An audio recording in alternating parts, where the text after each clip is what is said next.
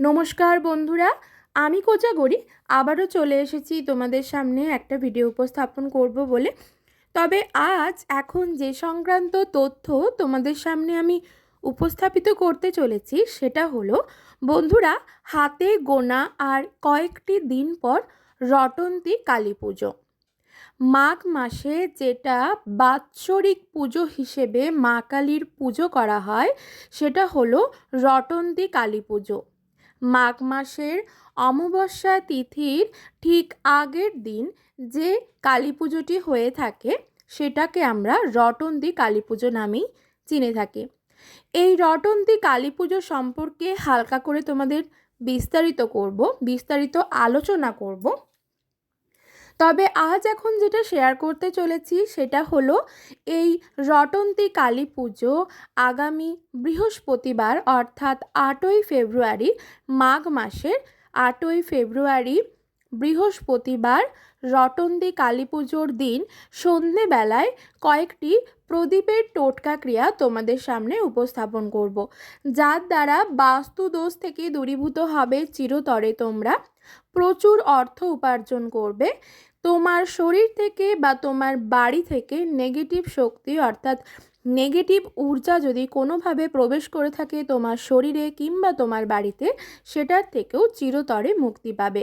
কি সেই বিশেষ টোটকা উপাচার প্রদীপের সেটা তবে বলবো, তবে তার আগে চলো একটু ইন্ট্রোটা দিয়ে ফেলি। বন্ধুরা, আমি ওমের মা চ্যানেলে তোমাদের আবারও সুস্বাগতম। আশা করি সকলে খুব ভালো আছো, সুস্থও আছো। আমিও ভালো আছি। বন্ধুরা, আমি তোমাদের কি বিষয়ে আলোচনা করব সেটা তো বললামই, চলো তার আগে একটু রটন্তী কালী পুজো সম্পর্কে বলে দিই। বন্ধুরা, তোমরা হয়তো ভাবছো যে অমাবস্যা তিথি তো শুক্রবার দিন পড়েছে, তবে কোজাগরি কেনই বা বলছে রটন্তী কালী পুজো বৃহস্পতিবার অর্থাৎ 8ই ফেব্রুয়ারি? তার একটা কারণ আছে বন্ধুরা। বছরে যে রটন্তী কালী পুজোটি হয় প্রত্যেক বছরে, সেই রটন্তী কালী পুজোটি চতুর্দশী তিথির ঠিক আগের দিন উদযাপন করা হয়। সেই আগের দিনই মা কালীকে রটনা করা হয়েছিল, সেটাই রটন্তী কালী পুজো নামে বিবেচিত হয়ে আসছে বহু প্রাচীনকাল থেকে।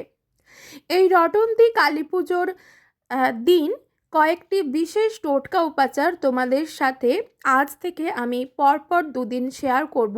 আরও বিশেষ টোটকা উপাচার দুইখানা দেখে নিও, ভীষণভাবে উপকৃত হবে। এই টোটকা উপাচারগুলি যখন কার্তিক মাসে কালী পুজো হয়েছিল সেই সময় করে আমি ভীষণভাবে উপকৃত হয়েছি, ফললাভ করেছি। বাস্তুদোষ চিরতরে দূরীভূত হবে এই ক্রিয়াটির মাধ্যমে। তোমার শরীরের ভেতরে বা তোমার বাড়ির ভেতরে যদি কোনো নেগেটিভ ঊর্জার বাস থেকে থাকে সেটাও চিরতরে দূরীভূত হবে। আর মনের মধ্যে পজিটিভিটিটাকে কাজ করিয়ে এই টোটকা উপাচারগুলি সম্পন্ন করবে। মা কালীর ওপর, তারা মায়ের ওপর অর্থাৎ বড় মায়ের ওপর আস্থা বিশ্বাসটুকু রেখো, মনের মধ্যে ভরসা রেখো যে মা আমার মাথার ওপর আছেন, বড় মা আমার কৃপা করছেন। এই পজিটিভিটিটাকে কাজ করাতে করাতে এই টোটকা উপাচারগুলি সম্পন্ন করবে। আমার মতো তোমরা উপকৃত হবে। তো চলো মা তারাকে প্রণাম করে নাও, শুনতে থাকো একটি একটি করে প্রদীপের টোটকা উপাচার, যা 8ই ফেব্রুয়ারি অর্থাৎ আগামী বৃহস্পতিবার রটন্তী কালী পুজোর দিন সন্ধ্যাবেলায় তোমাকে সম্পন্ন করতে হবে। প্রথম যেটা 1 নম্বর, সেটা হলো সদর দরজা অর্থাৎ তোমার বাড়ির যেটি মুখ্য দরজা, যেটা এন্ট্রান্স, সেই দরজার দুই ধারে দুটি সর্ষের তেল যুক্ত মাটির প্রদীপ প্রজ্বলন করো।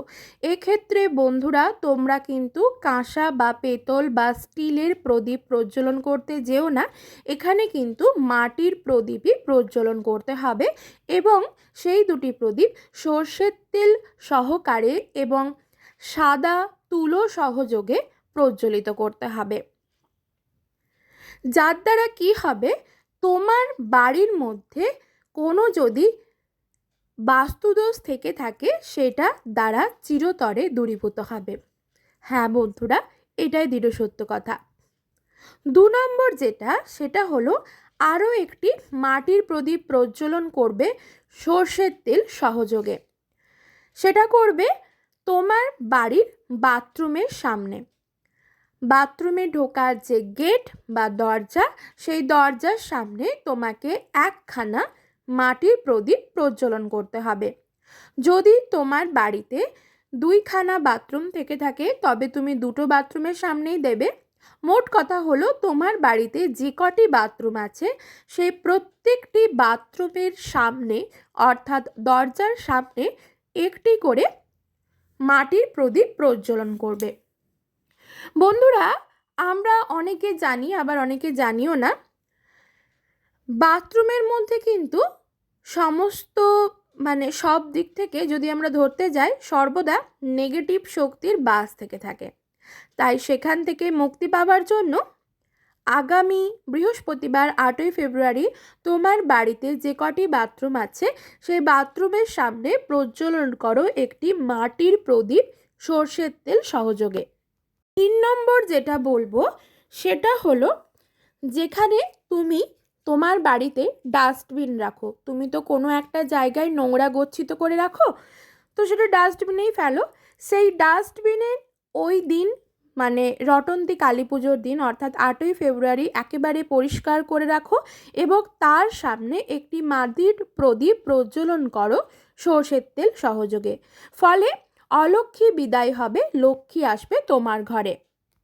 4 নম্বর যেটা সেটা হলো, তোমার বাড়ির ঈশান কোণ অর্থাৎ তোমার বাড়ির উত্তর পূর্ব কোণে প্রদীপ জ্বালাও 5খানা।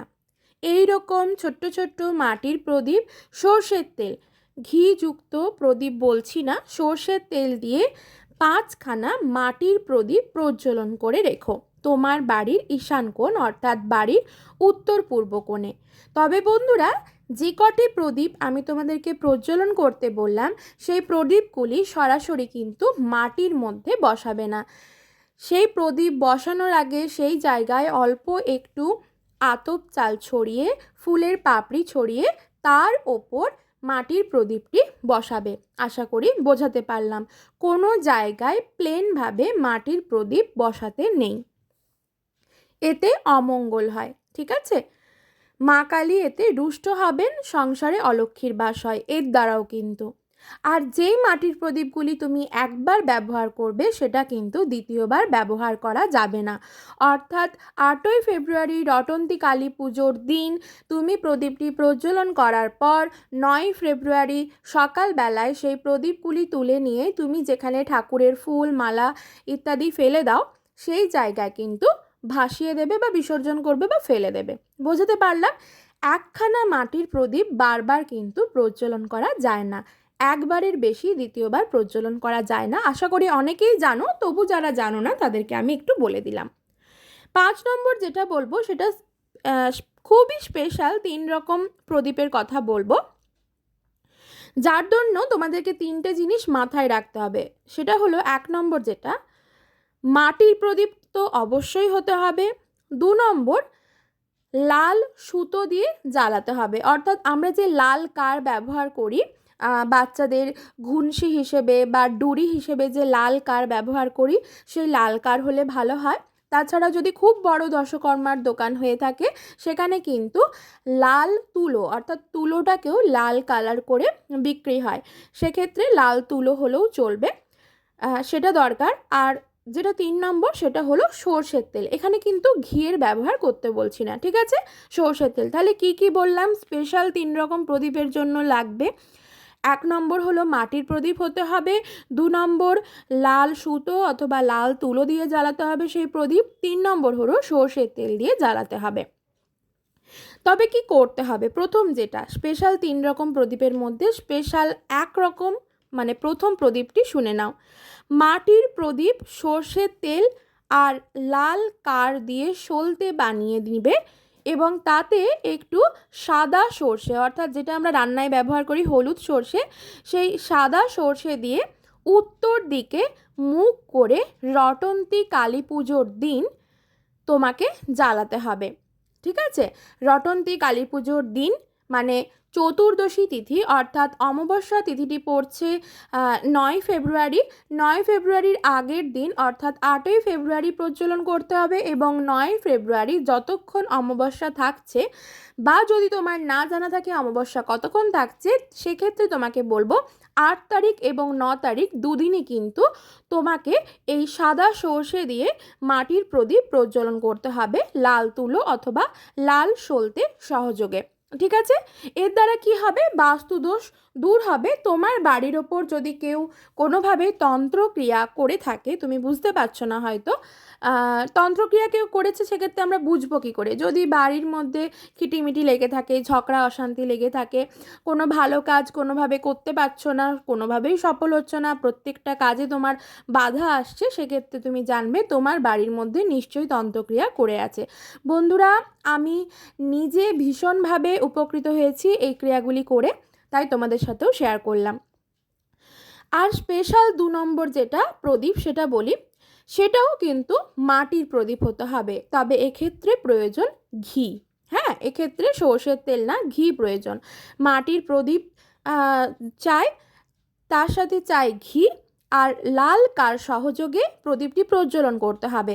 তাতে একটি ছোট্ট সবুজ এলাচ দিয়ে জ্বালাতে হবে, সাথে একটি কর্পূর দিতে হবে। একইভাবে 8ই ফেব্রুয়ারি এবং 9 ফেব্রুয়ারি দুদিনই তোমরা সন্ধেবেলায় এই প্রদীপটি প্রজ্বলন করো। এর দ্বারা তোমার বাড়ি থেকে অলক্ষ্মী দূর হবে, মানসিক শান্তি আসবে, তুমি ধনবান হবে।